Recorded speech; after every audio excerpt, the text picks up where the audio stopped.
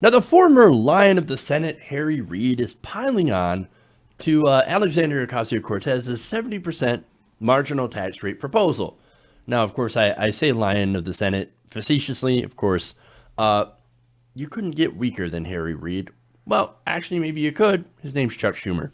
But anyway, now on AOC's proposal, he called this, quote, fast radical change, and reminded America that, hey, fast radical change, we don't do that here. According to The Hill, in an interview with the Nevada Independent, Reid cautioned the New York Congresswoman to pursue slower, incremental change rather than forcing Americans to accept what he said were, quote, radical policies. Radical. So a 70% tax rate on people making over $10 million a year. That's radical. Radical. In order to do a Green New Deal, which again, a majority of Americans agree, and which would create millions of jobs and do something about the climate change. Radical. Radical. Okay. Anyway, let's get to his quote. Reid told the news outlet, quote, a person could say we need to raise taxes a little bit. Again, when you talk about 70% and all that, we have to be careful because the American people are very conservative in the sense of not wanting radical change quickly. You understand that? Oh, the American people, they don't want radical change. Oh, so the election where we chose a radical change president, that didn't mean anything. Or all the different elections during the primary where, for example, let's take AOC, right? Beating out Joe Crowley. The radical change. Americans don't want radical change. Oh, no. Of course not. No. But see, here's the thing. Here's his radical change from that 70% tax proposal. 16,000 Americans, people making over $10 million a year, would see a tax increase. They would see that rate go into effect. 99.9% of Americans would not see any change on their taxes. So what are we talking about? Who's affected by this radical change? Could it be the donors? Interesting question. But here's the thing. What's interesting is that if we end up taxing the rich more, we could actually tax the middle class less. I'm sure that would be very, very popular. Maybe, look, I have a poll for you, actually, later on about this, and this is great. But first, back to Reid. Now, he says on this, quote, it just doesn't work, says guy who never tried it. I think the message has to be we're a country that is good. That's always been good. We're not talking about make America great again. We're great now. And I think we have to make sure we do a better job. Now, again, let me preface this by saying I love America, right? I love this country. I want this country to do better. You know what we are not? Great. We're not great. We're not even that good. We're somewhere like middling. I mean, we're very, very low on healthcare. I think we're ranked number 37th. Our people are overworked. Yes, the middle class, overtaxed, right? I know it's weird to hear me say, a progressive say that a section of the society is overtaxed. You know why? It's because the wealthy aren't taxed enough. They're undertaxed. People are overworked. They don't have health care. A lot of people can't afford education. They have gigantic amounts of student loans. Home prices are insanely high, especially in places like New York and California. We've got serious problems. Our infrastructure is falling apart. It's being rated by the Army Corps of Engineers as like a D-. Oh, but no, we're great. America's fantastic. And we shouldn't have any sort of radical change. It must be small and incremental. Fuck you, Harry Reid. Fuck you, dude. You have no idea. No idea. This is a bunch of mealy-mouthed bullshit that amounts to absolutely nothing. This centrist, incrementalist approach, you don't realize, you want to call Trump like the worst thing, right? And look, I agree, Trump is shit. But that kind of mealy-mouthed centrist approach, that is why Donald Trump won in the first place. Trump, he promised to shake up the system. Well, guess what? We're all pretty fucking shook. In all the wrong ways, of course. And the rich got even richer. But look, Reid also As if saying that wasn't enough, then he decided to go after Medicare for all. He said instead of going for Medicare for all, we should talk about restoring Obamacare. He said it's a shame what they've done with Obamacare. That was certainly a step in the right direction.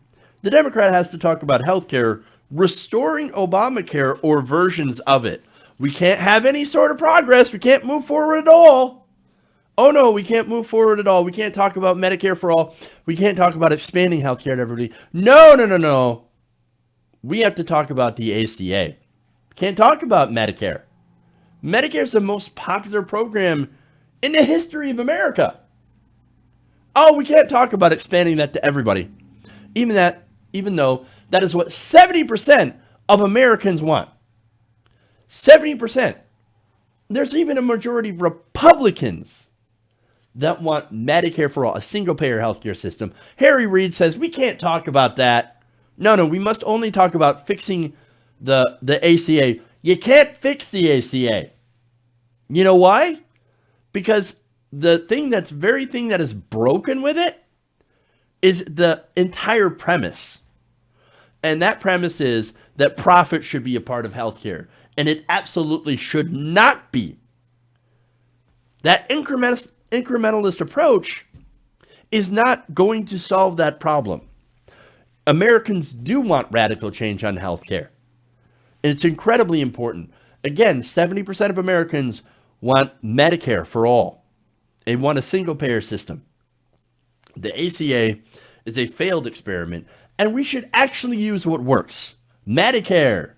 Now, on taxes, I'm going to blow your mind here for a minute, Harry. But according to the latest Hill-Harris X survey, which was conducted in January 12th and 13th, found that a sizable majority of registered voters, 59%, support the idea of taxing the rich at 70%. I thought Americans were conservative about radical change, especially on taxes.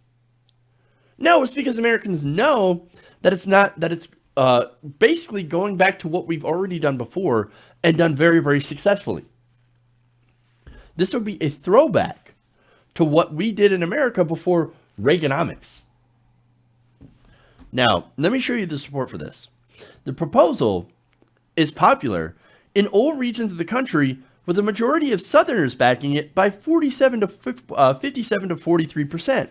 Rural voters also back it as well, 56 to 44, and a surprising 45% of Republican voters say that they are in favor of it, while only 55% are opposed to it.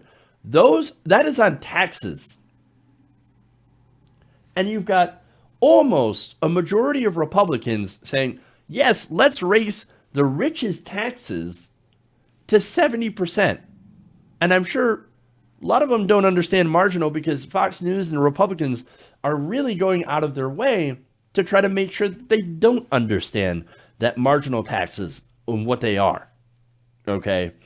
Now, not only that, but independent voters who were contacted backed the idea by 60% to 40% opposed, while the Democratic ones favored it 71% to 29%. Harry Reid, you are supposed to be a Democrat. 71% of Democratic voters support taxing the rich, as nearly 2/3 of Americans are. Who are the conservative ones? Where is this conservative voter that you're talking about that doesn't want radical change? Polls after polls say that you are absolutely wrong. You are wrong, Harry Reid. And you are criticizing AOC, the future of the party, while you yourself are a dinosaur from the past. No, you know who Harry Reid is defending? He's defending the donors.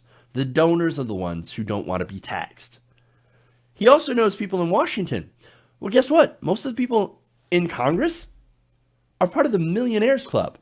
They're the only ones that would be affected, hypothetically, by this tax, by this proposal. Oh, how dare you come after me? No, don't tax me. I'm wealthy. You shouldn't come after me. No, that's a bad idea. Americans don't want radical change. No, it's you that don't want the radical change. It's you that doesn't want to be taxed at 70% over any earnings of $10 million in a progressive tax system. You're the ones. So spare me your crocodile tears. Okay, Harry Reid. Spare me this. Oh no, AOC needs to learn her place. Because look, what he is using conservative talking points all in order to defend his money and the donor class. And he's trying to tell the American people what they want when clearly they want the opposite. And it is funny that up until now, we haven't heard anything from Harry Reid. He hasn't talked about anything except maybe to slam Trump. And now suddenly, this is the thing that raises his hackles. The fact that, no, AOC wanted to tax us to 70% of my donors. Oh no, I can't have that. He only comes out to defend his donors because, like a lot of these people in Congress, even though he's not in Congress anymore, he still has this knee-jerk reaction to defend the donor class because that is who they have always served. Hey guys, hopefully you enjoyed that free video. Now I'm going to have to ask you a favor. Between the demonetization and the YouTube algorithm messing around with view counts, etc., we're having a hard time adjusting to the new YouTube reality, which is where you guys come in. See, we have a Patreon, patreon.com/TYTNation, set up to help us rely on you guys, the viewers, instead of big corporate ads. Look, you know the show. You know I'm not in favor of big corporations anyway. So help us transition away from relying on the ad model to pay the bills and sign up to be a patron, patreon.com/TYTNation. That goes a long way to help us keep the lights on. And you guys will know that you're supporting independent progressive media.